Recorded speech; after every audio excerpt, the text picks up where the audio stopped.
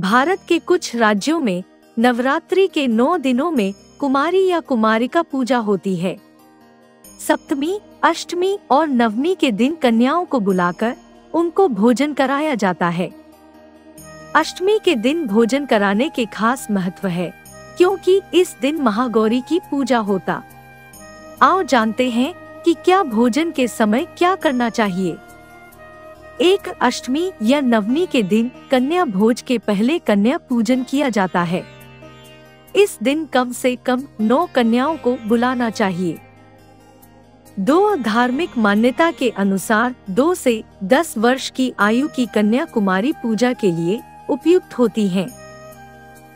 3 सभी कन्याओं को कुश के आसान पर या लकड़ी का पाट पर बैठाकर उनके पैरों को पानी या दूध से धोया जाता है। 4 पैर धोने के बाद उनके पैरों में महावार लगाकर उनका श्रृंगार करें। उनके माथे पर अक्षत, फूल और कुमकुम का तिलक लगाकर उनकी पूजा करें। 5 इसके बाद सभी कन्याओं को भोजन कराएं। साथ ही 1 लांगुरिया छोटा लड़का को खीर, पूरी, प्रसाद, हलवा, चने की सब्जी आदि खिलाएं। 6 भोजन कराने के बाद उन्हें दक्षिणा दें। उन्हें रुमाल, चुनरी, फल और खिलौने देकर उनका चरण स्पर्श करके उन्हें खुशी खुशी से विदा करें। कन्याओं को तिलक करके हाथ में मौली बांधकर गिफ्ट, दक्षिणा आदि देकर आशीर्वाद लिया जाता है।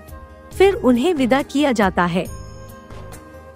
7 कुमारी पूजा में ये बालिकाएं देवी दुर्गा के विभिन्न रूपों को दर्शाती हैं। कुमारिका, त्रिमूर्ति, कल्याणी, रोहिणी, काली, चंडिका, शंभावी, दुर्गा और भद्रा।